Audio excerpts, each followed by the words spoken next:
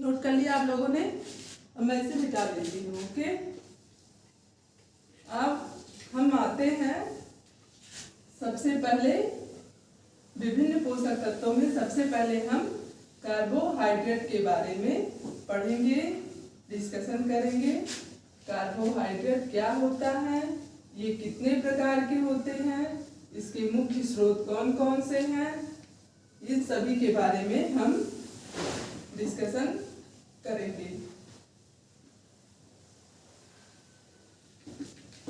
Friends, आपको जो important लगे मैं बोर्ड पे इसीलिए बोलती भी हूँ और लिख भी देती हूँ। जैसे आपको जो इम्पोर्टेंट लगे आप उसको नोट कर सकते हैं। भूल जाता है या नहीं समझ में आता है तो उसको दोबारा से वीडियो को देखकर आप कॉन्सेप्ट को क्लियर कर सकते हैं। फिर भी नहीं समझ में आता है तब आप कमेंट करके हमसे पूछ सकते हैं। ओके, आई होप कॉन्सेप्ट अभी तक जितना मैंने पढ़ाया आप लोगों का कॉन्सेप्ट क्लियर हो गया होगा। अब हम चलते हैं कार्बोहाइड्रेट की तरफ।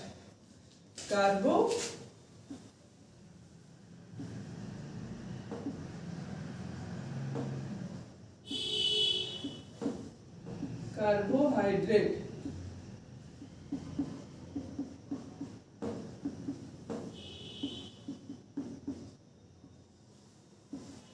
अब कार्बोहाइड्रेट किसे कहते हैं?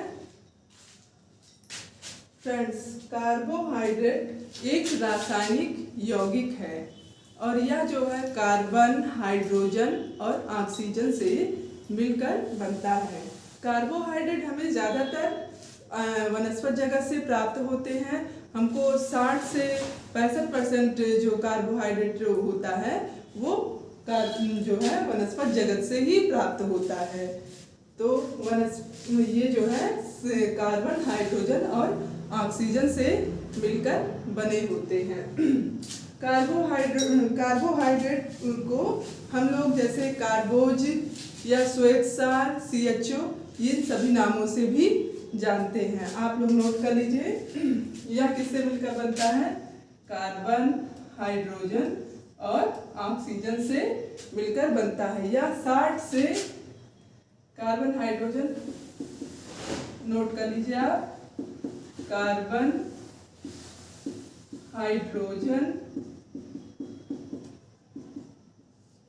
और ऑक्सीजन। कार्बोहाइड्रेट जो है आपका कार्बन, हाइड्रोजन और ऑक्सीजन से मिलकर बनता है और हमें 60 से 65% कार्बोज हमें यह मुख्यतः हमें किससे प्राप्त होता है? वनस्पत जगत से प्राप्त होता है। वनस्पत जगत में विभिन्न सब्जियां आती हैं और भी कई चीजें, फल आते हैं, तो हम लिख सकते हैं यह हमें वनस्पत जगत से प्राप्त होता है। और 60 से 65% कार्बोज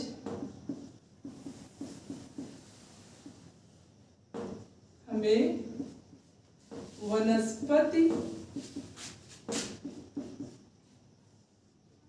जगत से प्राप्त होता है। कितना परसेंट? मुख्यतः हमको ये वनस्पत जगत से प्राप्त होता है। 60 से 65% कार्बोज हमें वनस्पत जगत से प्राप्त होता है। इसको हम कार्बोहाइड्रेट को हम कार्बोज, श्वेतसार,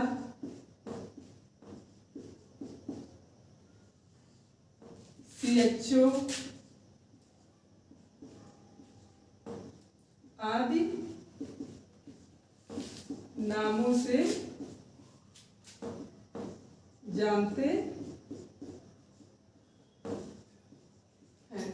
कार्बोहाइड्रेट को हम कार्बोज, श्वेतसार, CHO आदि नामों से जानते हैं। अब इसका सूत्र क्या है? कार्बोहाइड्रेट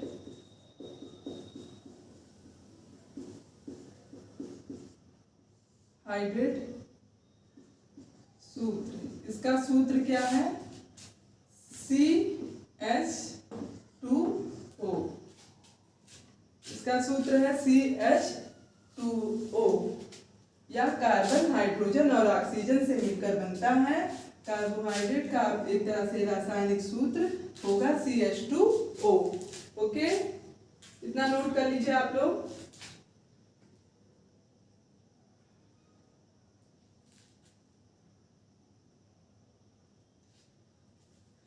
और फ्रेंड्स, जैसे कार्बोहाइड्रेट वाली कोई भी चीज हम खाते हैं तो उसको खाने पे सबसे पहले वह शर्करा में टूटेगा। शर्करा में टूटने के बाद वह मोनोसैकेराइड के रूप में आएगा, तभी हमारी बॉडी उसको ऑब्जर्व करती है, तभी वो हमारी बॉडी में ऑब्जर्व हो पाता है। तो यानी जो है कार्बोहाइड्रेट पहले शर्करा में टूटता है, उसके बाद मोनोसैकेराइड में आता है, फिर हमारी बॉडी में ऑब्जर्व होता है। ठीक, इसको आप लोग नोट कर लीजिए। फिर हम कार्बोहाइड्रेट के प्रकार के बारे में, उनकी वर्गीकरण के बारे में बताते हैं। ओके, इसको नोट करेंगे। कार्बोहाइड्रेट वाली चीजें खाने पर हम यहाँ लिख दे रहे हैं, कार्बोहाइड्रेट युक्त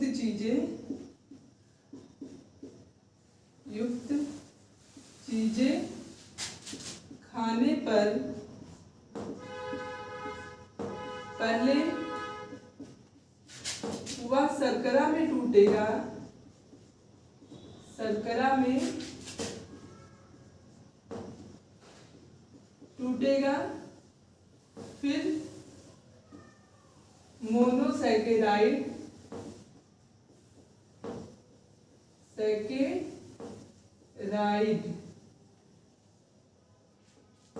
कोई भी कार्बोहाइड्रेट युक्त चीज हम खाएंगे तो वह शर्करा में टूटेगा, फिर मोनोसैकेराइड के रूप में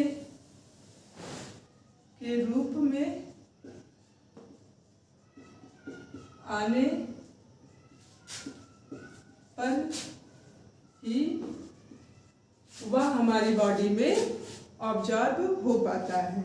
आप इसको नोट कर लीजिए। कार्बोयुक्त चीजें खाने पर वह शर्करा में टूटेगा, फिर मोनोसैकेराइड में आने पर वह हमारी बॉडी में ऑब्जर्व हो जाता है।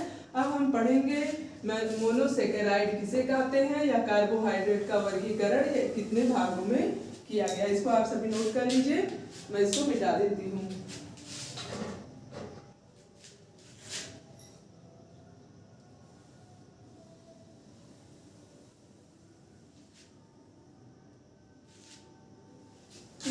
मिटा दे रही हूँ।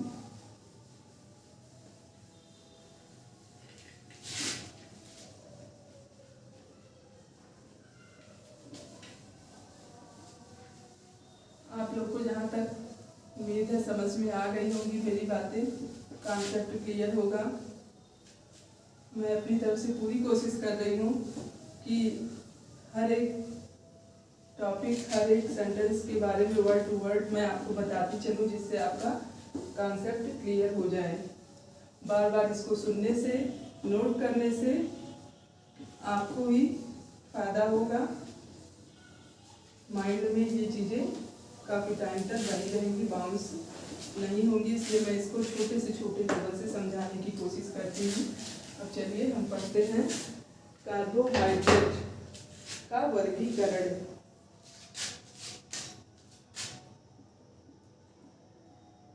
कार्बोहाइड्रेट का वर्गीकरण, इसको दो भागों में बांटा गया है। भौतिक आधार पर कार्बोहाइड्रेट को कितने भागों में बांटा गया है, इसका वर्गीकरण भौतिक आधार पर और रासायनिक आधार पर किया गया है।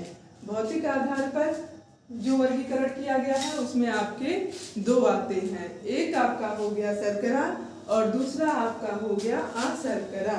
पहले आपका क्या हुआ, भौतिक आधार पर और रासायनिक आधार पर। भौतिक आधार पर कार्बोहाइड्रेट का वर्गीकरण दो आधार पर किया गया है, भौतिक आधार पर और दूसरा रासायनिक आधार पर। फ्रेंड्स, इसको हम आपको अलग अलग करके समझा रहे हैं, आप इसको समझने की अच्छे से कोशिश करिए। तो इसको कितने कार्बोहाइड्रेट का वर्गीकरण, भौतिक आधार पर, पहला भौतिक आधार पर, दूसरा रासायनिक आधार पर। और भौतिक आधार पर इसका वर्गीकरण दो भागों में किया गया है। कौन कौन सा? पहला शर्करा और दूसरा आपका हो गया शर्करा। शर्करा किसे कहते हैं? शर्करा वह जो पानी में घुलनशील होती है उसे हम शर्करा कहते हैं। जैसे जो पानी में घुलनशील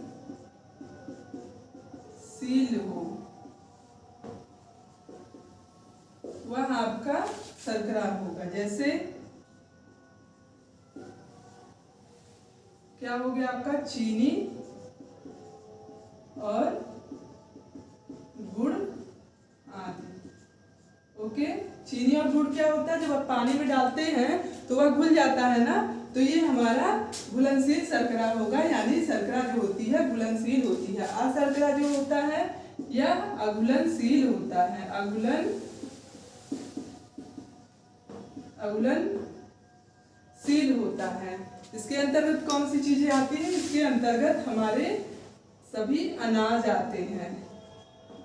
क्या आते हैं? अनाज। शर्करा जो होती है घुलनशील होती है, शर्करा अघुलनशील होती है। शर्करा में आपका चीनी गुड़ आता है जो कि पानी में घुल जाता है, और अघुलनशील में आपका आता है अनाज। हमारे सभी अनाज अघुलनशील यानी शर्करा है। अब हम रासायनिक आधार, ये तो भौतिक आधार पर, अब रासायनिक आधार पर कार्बोहाइड्रेट का वर्गीकरण कितने भागों में किया गया है ये बताते हैं। अब रासायनिक आधार पर कार्बोहाइड्रेट को तीन भागों में बांटा गया। पहला आपका क्या हुआ?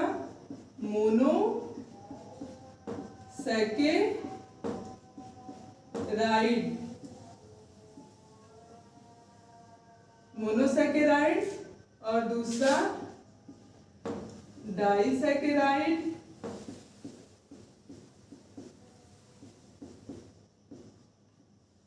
और तीसरा आपका होगा पॉलीसैकेराइड।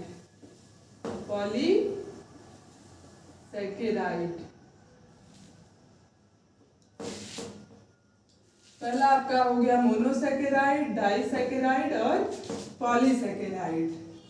ओके, इसको आप नोट करते चलिए।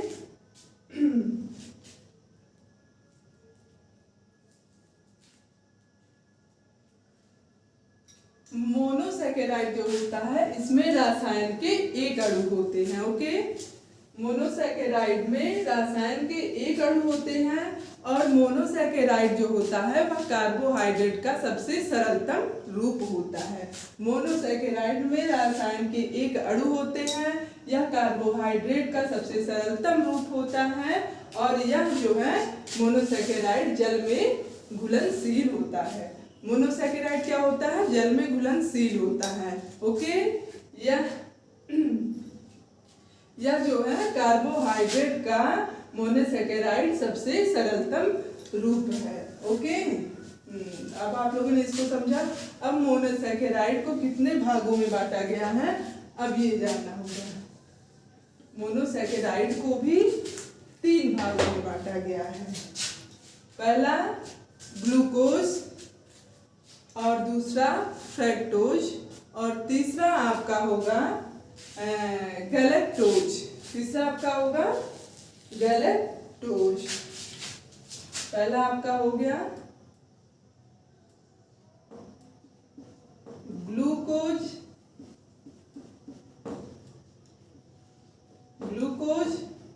दूसरा हो गया फ्रक्टोज और तीसरा आपका हो गया गैलेक्टोज।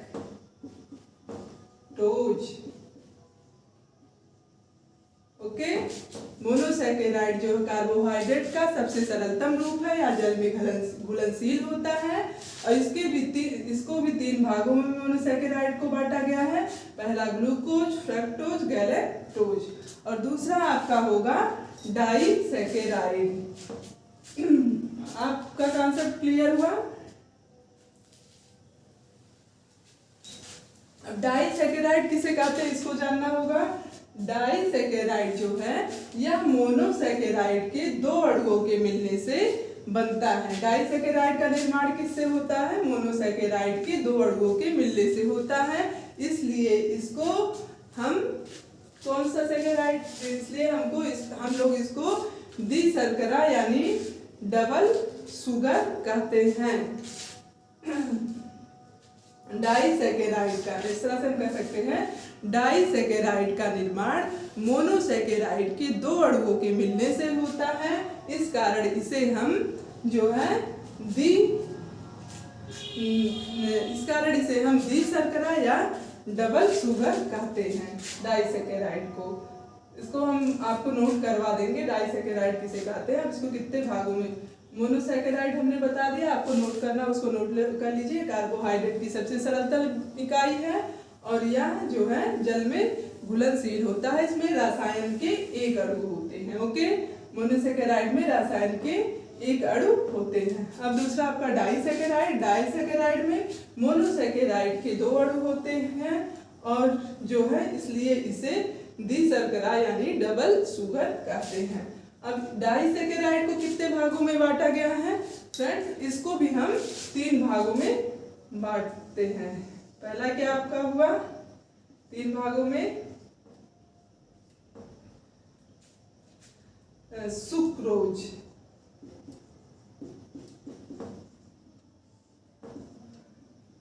माल्टोज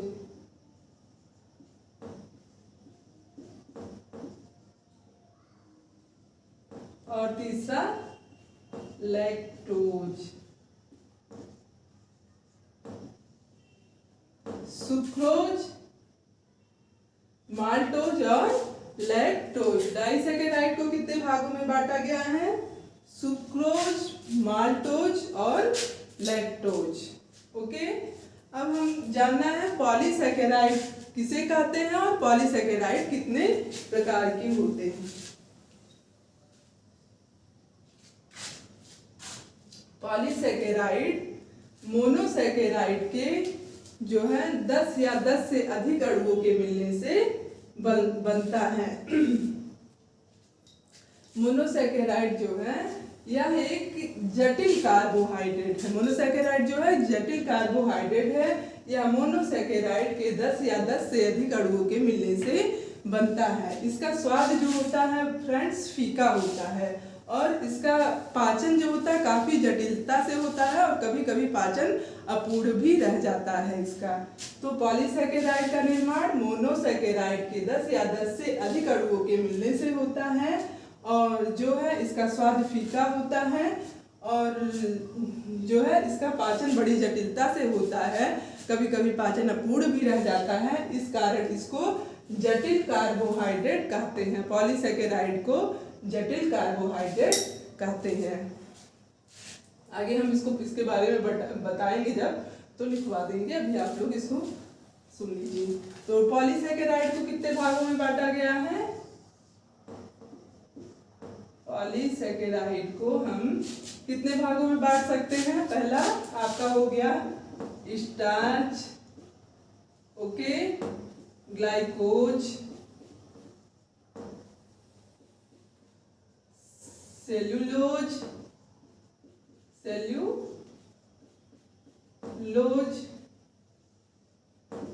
और तीसरा हेमी सेल्यूलोज,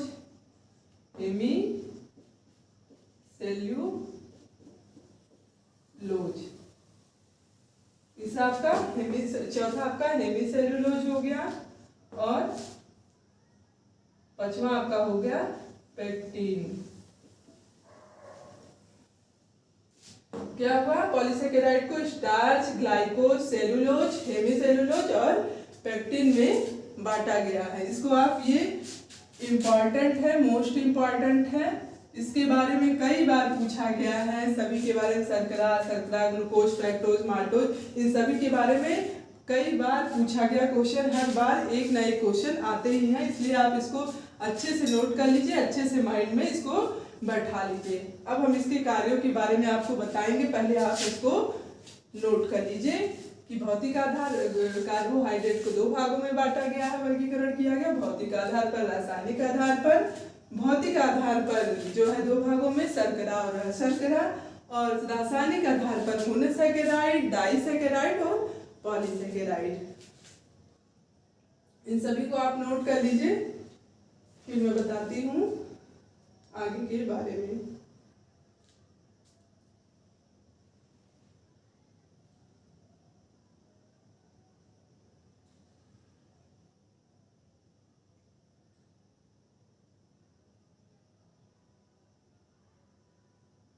आप नोट कर लीजिए।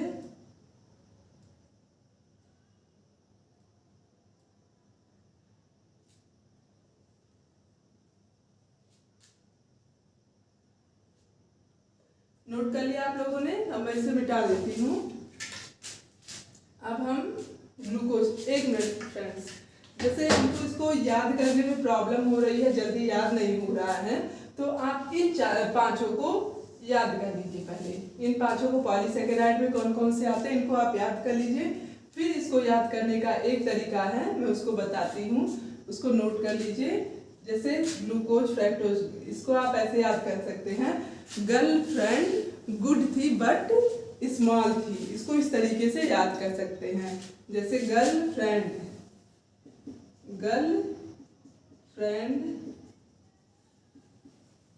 गुड थी बट स्मॉल थी।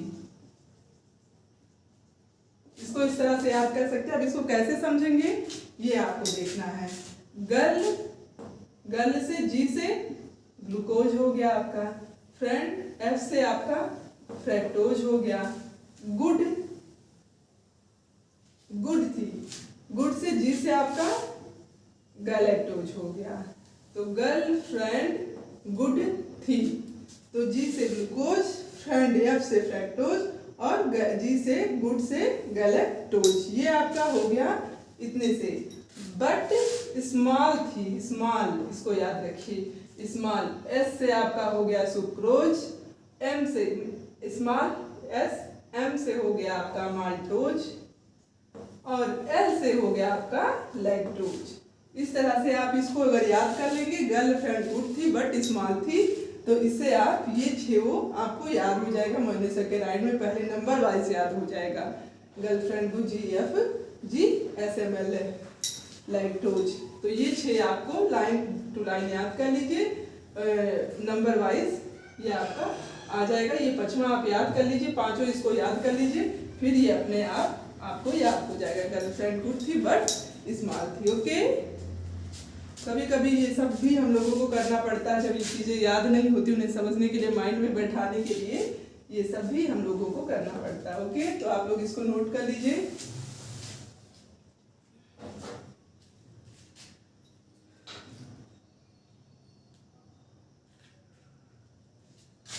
अब मैं इसको मिटा दे रही हूँ।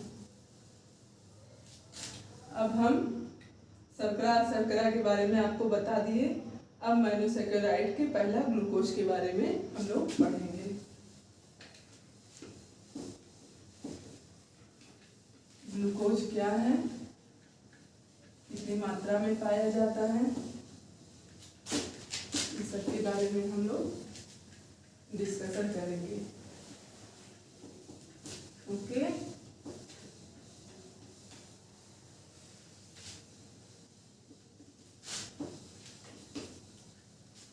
ग्लूकोज के बारे में ये इम्पॉर्टेंट है फ्रेंड्स, इसको आप नोट कर लीजिएगा। मोस्ट इम्पॉर्टेंट है कार्बोहाइड्रेट आपका और उसके क्लासिफिकेशन, कार्बोहाइड्रेट के क्लासिफिकेशन। अब हम पढ़ेंगे ग्लूकोज के बारे में। ग्लूकोज,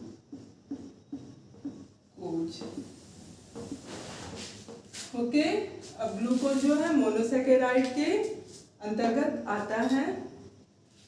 यह ग्लूकोज जो है यह एक सरल शर्करा है। ग्लूकोज जो है, ग्लूकोज एक सरल शर्करा है और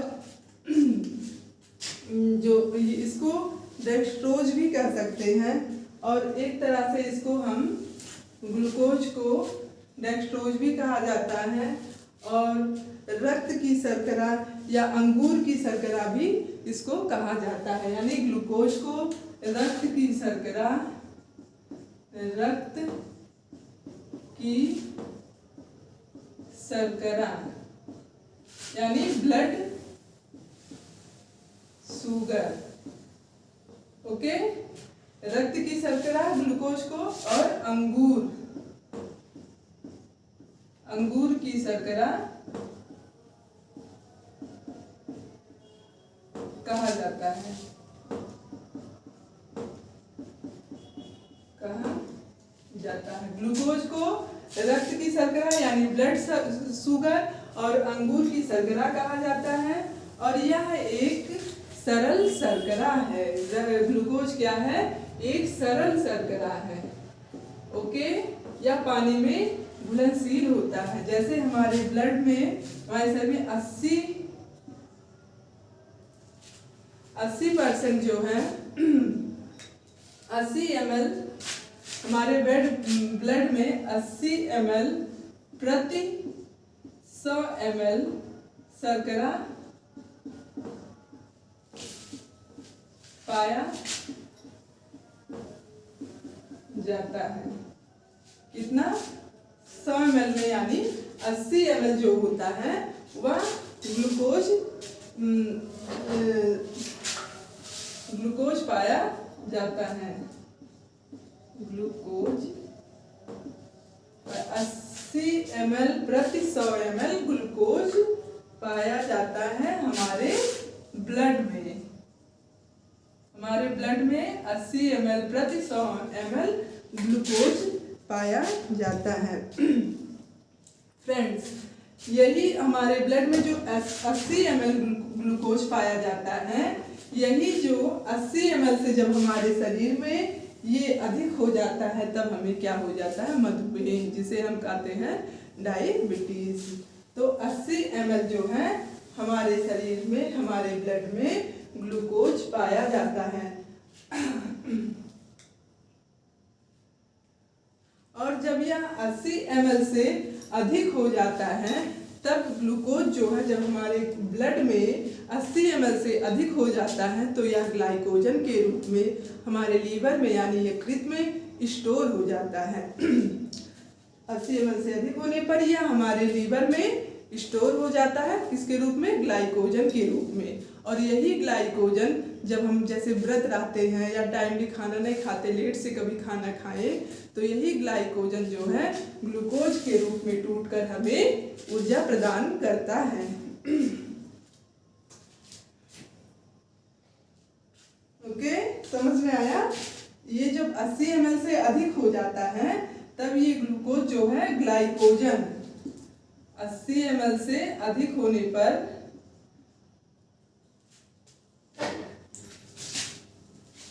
80 ml से अधिक होने पर ये ग्लूकोज जो है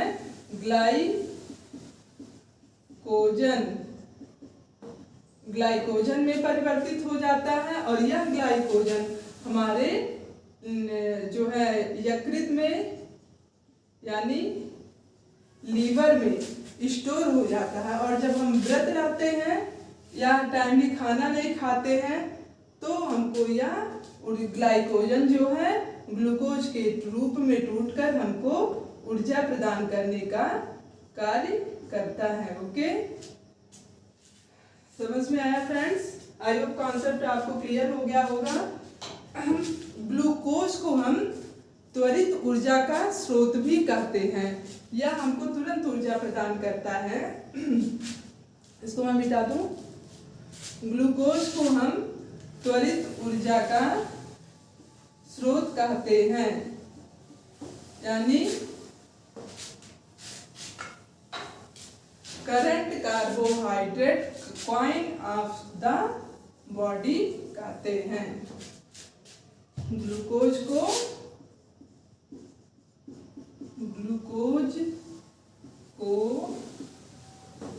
त्वरित ऊर्जा का स्रोत कहते हैं। ग्लूकोज को हम त्वरित ऊर्जा का स्रोत यानी current carbohydrate coin of the body, current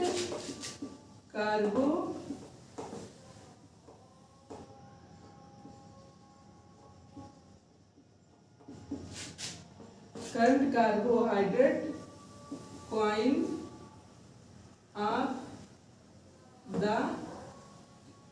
body कहते हैं। ग्लूकोज को हम त्वरित ऊर्जा का स्रोत कहते हैं यानी current carbohydrate coin of the body कहते हैं। और फ्रेंड्स ये भी है ग्लूकोज का हमारे शरीर में पाचन नहीं होता है। ओके, ग्लूकोज को पचाया नहीं जाता है, इसका डाइजेशन नहीं होता है क्योंकि यह ऑलरेडी मोनोसेकेराइड के रूप में होता है, इसलिए इसका पाचन नहीं होता है क्योंकि यह मोनोसेकेराइड के रूप में होता है। ग्लूकोज के रूप में ही इसका रक्त में अवशोषण होता है, इसका उसी रूप में ग्लूकोज के रूप में ही रक्त में अवशोषण होता है क्योंकि यह जल में घुलनशील होता है तो इसका पाचन नहीं होता, यह पहले से ही मोनोसेकेराइड के रूप में होता है, इसका पाचन नहीं होता है। यह हमको रक्त में जो है ग्लूकोज का अवशोषण होता है, रक्त में ग्लूकोज का अवशोषण डायरेक्टली होता है। देखिए हम लोगों को जैसे दुर्बल व्यक्ति, निर्बल व्यक्ति जो हुए या फिर जो जिनको मतलब मूर्छित व्यक्ति को ही हम जो है उसके किसके माध्यम से, ग्लूकोज के माध्यम से डायरेक्ट ऊर्जा प्रदान करते हैं जिससे वह चल फिर सकता है और ठीक हो सकता है, उसको एनर्जी मिल जाती है। हम लोग उसको ग्लूकोज चढ़ाते हैं ना तो उसी को हम डायरेक्ट प्रदान करते हैं, इसका पाचन नहीं होता है। तो ग्लूकोज का पाचन नहीं होता क्योंकि यह ऑलरेडी मोनोसेकेराइड के रूप में होता है, यह रक्त में उसी रूप में ग्लूकोज के रूप में ही अवशोषित होता है। आप इसको नोट कर लीजिए।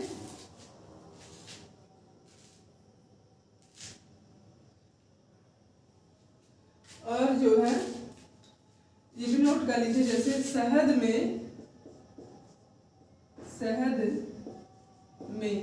30 से 40% शर्करा होती है। शहद में 30 से 40% शर्करा होती है, बट फलों में आपका जो है 2 से 6% ही फलों में 2 से 6% ही शर्करा होती है। इसको आप नोट करिए, कभी कभी जैसे पूछ भी सकता है कि शहद में कितने % वसा पाई जाती है या फलों में कितनी % वसा पाई जाती है। तो शहद में आपका 30 से 40% वसा पाई जाती है और फलों में जो है 2 से 6% वसा पाई जाती है। आप इसको नोट कर लीजिए।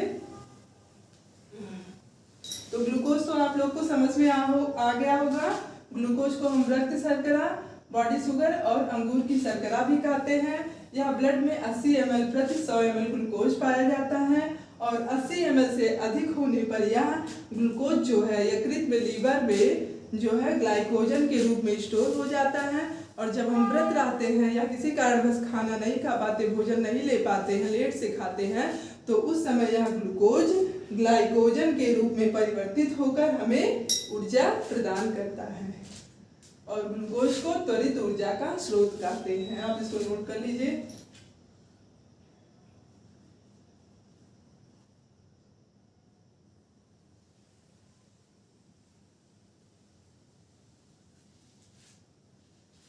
अब हम लोग आगे बढ़ते हैं। अब ग्लूकोज के बाद क्या था हमारा, फ्रक्टोज। अब हम फ्रक्टोज के बारे में पढ़ेंगे एक एक करके। हम सबके बारे में, पॉलीसेकेराइड, मोनोसेकेराइड, डाइसेकेराइड, उसके जितने भी part, glucose, fructose, maltose, galactose, starch, सभी के बारे में आपको हम बताएंगे। फ्रेंड्स, या कार्बोहाइड्रेट आपका मोस्ट इम्पॉर्टेंट है क्योंकि इससे कई क्वेश्चन छोटे छोटे बनते हैं, तो इसलिए इसको आप ध्यान से देखिए। अब आपका आता है फ्रक्टोज।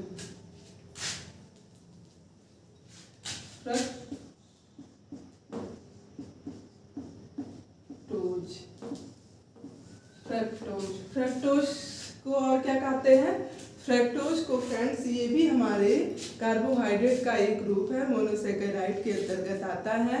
और फ्रक्टोज को हम फलों की शर्करा और लेविलोज भी कहते हैं। फ्रक्टोज को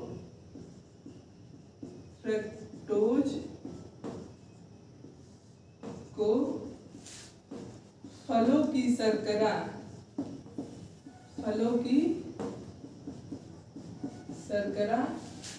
और लिबुलोज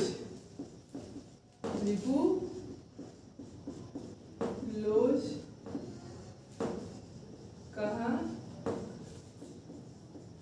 जाता है।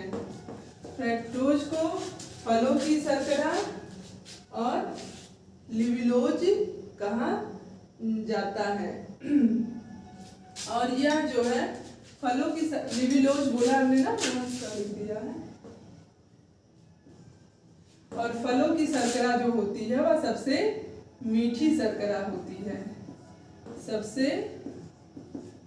मीठी शर्करा होती है। जैसे आपका हो गया क्या, फलों की शर्करा सबसे मीठी शर्करा होती है। जैसे आपका हो गया गन्ने का रस हो गया और चुकंदर हो गया, ये सारी चीजें आपका फ्रक्टोज के अंतर्गत आता है। जैसे क्या हो गया, फ्रक्टोज के अंतर्गत गन्ने का रस,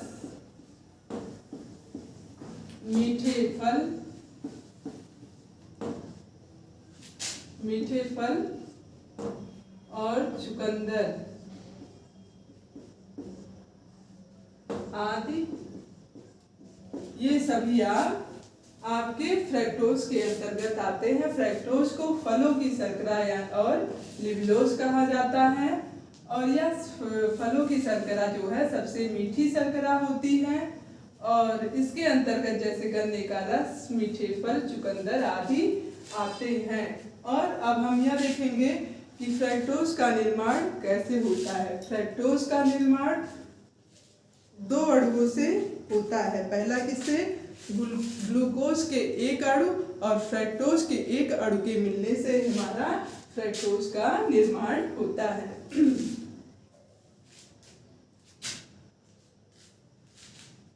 कितना? ग्लूकोज के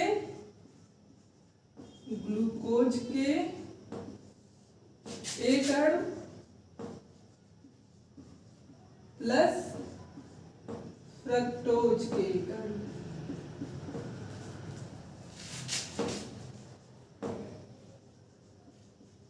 अणु के मिलने से हमारा फ्रक्टोज का निर्माण होता है। यानी फ्रक्टोज का निर्माण दो अणुओं के मिलने से होता है। पहला आपका एक अणु ग्लूकोज का होगा और दूसरा अणु फ्रक्टोज का होगा। ग्लूकोज के एक अणु के मिलने से और फ्रक्टोज के एक अणुओं के मिलने से फ्रक्टोज का निर्माण होता है। ये समझ में आई बातें? फ्रक्टोज के बारे में आपका कॉन्सेप्ट क्लियर हुआ। अब हम लोग गैलेक्टोज के बारे में पढ़ेंगे। गैलेक्टोज का निर्माण कैसे होता है और इसको क्या कहा जाता है। आप इसको नोट करिए।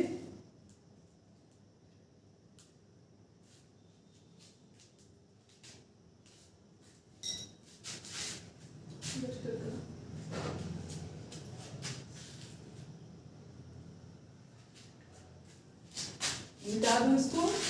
अब हम गैलेक्टोज के बारे में पढ़ेंगे।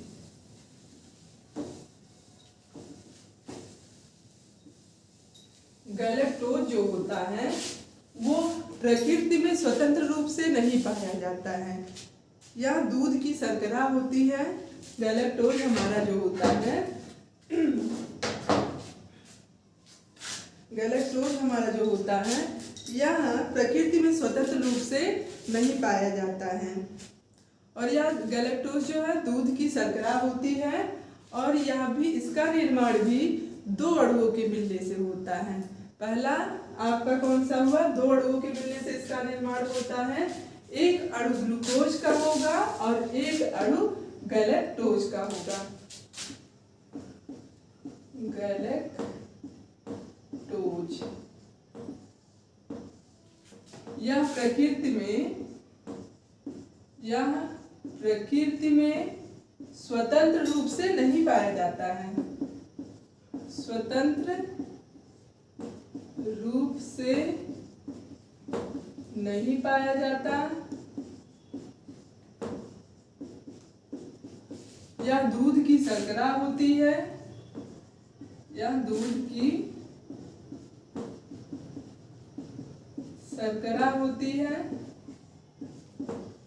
ओके, और इसका निर्माण भी दो अणुओं के मिलने से होता है। एक अणु ग्लूकोज का, एक अणु ग्लूकोज का प्लस एक अणु आपका गैलेक्टोज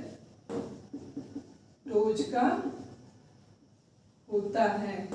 इन दोनों के मिलने से गैलेक्टोज का निर्माण होता है। एक अणु ग्लूकोज का और एक अणु गैलेक्टोज का, इन दोनों के मिलने से गैलेक्टोज का निर्माण होता है। और जैसे हमारे बॉडी में अगर गैलेक्टोज की मात्रा अधिक हो जाती है फ्रेंड्स, तो उससे हमको किसी को भी मतलब जिसके बॉडी में गैलेक्टोज की मात्रा अधिक हो जाती है तो उससे गैलेक्टोसीमिया नामक रोग हो जाता है। कौन सा रोग? गैलेक्टोसीमिया। इसकी गैलेक्टोज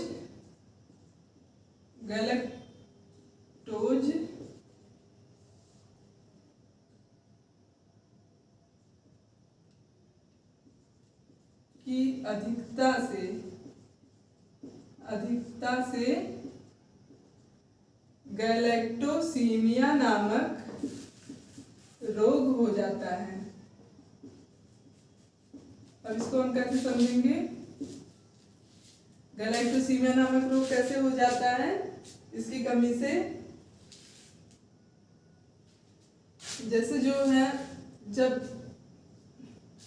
इसकी जैसे जो होता है हमारी बॉडी में गैलेक्टोज जो होता है जिसको हम कार्बोहाइड्रेट के माध्यम से ग्रहण कर रहे हैं, तो जब हमारे शरीर में गैलेक्टोज पहुंचता है तो हमारे गैलेक्टोज को पचाने के लिए एक एंजाइम होता है।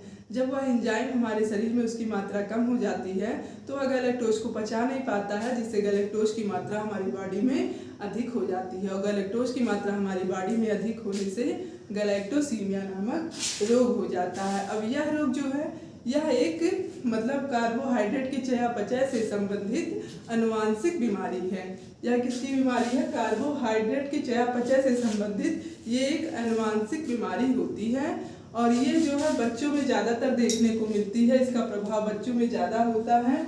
और ये भी बच्चे के जन्म के तुरंत बाद यह बीमारी अपना प्रभाव दिखाती है। बच्चे के जन्म के तुरंत बाद गैलेक्टोसीमिया अपना प्रभाव दिखाता है और यह बच्चों को ज़्यादा प्रभावित करता है। तो गैलेक्टोज को पचाने वाले एंजाइम की कमी होने से गैलेक्टोज पच नहीं पाता है, जिससे गैलेक्टोज की मात्रा हमारे शरीर में अधिक हो जाती है, जिससे गैलेक्टोसीमिया नामक रोग हो जाता है। यह एक अनुवांशिक रोग है जो बच्चों में होता है जन्म के तुरंत बाद। ओके, आई होप आप लोग समझ गए होंगे, आप लोगों का कॉन्सेप्ट क्लियर हो गया होगा। मैंने इसको एक एक पार्ट में छोटे छोटे पार्ट में डिवाइड करके आप लोगों को समझाने की पूरी तरह से कोशिश की है। आई होप आप लोग अच्छे से समझ गए होंगे, कॉन्सेप्ट पूरी तरह से क्लियर हो गया होगा। जिस तरह मैं पढ़ाने की अच्छे से कोशिश कर रही हूँ फ्रेंड्स, उसी तरह आप मन लगा के इसको पढ़िए, इसको नोट करिए। आप जितना देखेंगे, इसको जितना नोट करें, दिमाग में रखेंगे, उतना ये हमारे एग्जाम में काफ़ी काम आएगा। ओके, मेरा एक ही लक्ष्य है कि आप लोग इसको अच्छे से अपने माइंड में बैठा लीजिए, कुछ भी बाउंस ना हो, जिससे हमारा पेपर बहुत अच्छा हो। इसलिए मैं इतना इसको छोटे छोटे पार्ट में डिवाइड करके आप लोगों को समझाने की कोशिश कर रही हूँ। सो आप लोग, आई होप आप लोग को समझ में आ गया होगा। आप इसको नोट कर लीजिए। ओके, कुछ पूछना होगा तो आप कमेंट करके पूछ सकते हैं। ओके फ्रेंड्स, फिर हम कल मिलते हैं। इनके गैलेक्टोज के बाद कल हम मोनोसेकेराइड हो गया, हम डाइसेकेराइड के बारे में पढ़ेंगे। उनके कितने पार्ट हैं, कितने प्रकार के होते हैं, कौन कौन से स्रोत होते हैं। ठीक है, अब हम आगे की चीज़ें कल पढ़ेंगे। Okay, thank you for watching.